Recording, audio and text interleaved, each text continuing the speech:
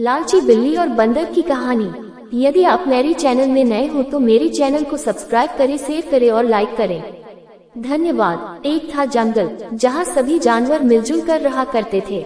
सभी जानवर जंगल के नियम का पालन करते और हर त्योहार साथ में मनाते थे। उन्हीं जानवरों में चीनी और मिनी नाम की दो बिल्लियां भी थीं। वे दोनों बहुत अच्छी सहेलियां थीं और एक दूसरे का साथ कभी नहीं छोड़ती थीं।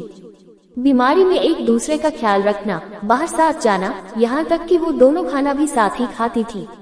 जंगल में रहने वाले सभी जानवर उनकी दोस्ती की सभी तारीफ किया करते थे। एक बार की बात है, मिनी को किसी काम से बाजार जाना पड़ा, लेकिन किसी कारण से चीनी उसके साथ नहीं जा सकी। चीनी का अकेले मन नहीं लग रहा था, तो उसने सोचा कि क्यों न वो भी बाजार घूम कर आए। रास्ते में चलते हुए उसे एक रोटी का टुकड़ा मिला।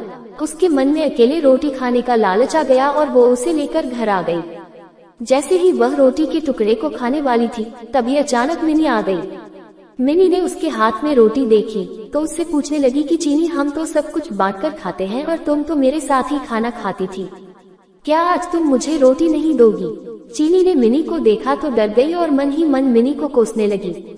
इस पर चीनी ने हड़बड़ाहट में कहा कि अरे नहीं बहन, मैं तो रोटी को आधा आधा कर रही थी ताकि हम दोनों को बराबर रोटी मिल सके। मिनी सब समझ गई थी और उसके मन में भी लालच आ गया था, लेकिन कुछ बोली नहीं। जैसे ही रोटी के टुकड़े हुए, मिनी चीख पड़ी कि मेरे हिस्से में कम रोटी आई है। रोटी चीनी को मिली थी इसलिए वो उसे कम देना चाहती थी।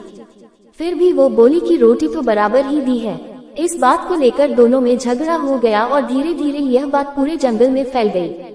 सभी जानवर उन दोनों को लड़ते हुए देख रहे थे। उसी समय वहाँ एक बंदर आया और उसने कहा कि मैं दोनों के बीच में बराबर रोटी बांट दूंगा। सभी जानवर बंदर की हाँ में हाँ मिलाने लगे।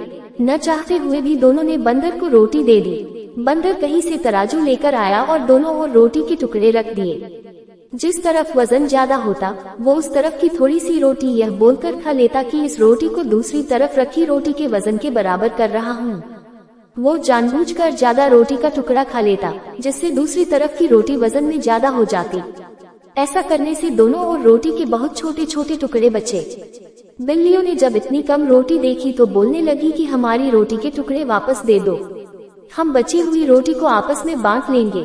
तब बंदर बोला कि अरे वाह, तुम दोनों बहुत चालाक हो, मुझे मेरी मेहनत का फल नहीं दोगी क्या? ऐसा बोलकर बंदर दोनों पलड़ों में बची हुई रोटी के टुकड़ों को खाकर चला गया और दोनों बिल्लियां एक दूसरे का मुंह ताकती रह गईं। कहानी से सीख, हमें कभी भी लालच नहीं करना चाहिए। जो कुछ भी हमारे पास है हमें उससे ही संतोष करना चाहिए और आपस में मिलजुल कर रहना चाहिए। लालच करने से जो हमारे पास है उससे भी हाथ धोना पड़ सकता है। पूरी कहानी सुनने के लिए धन्यवाद।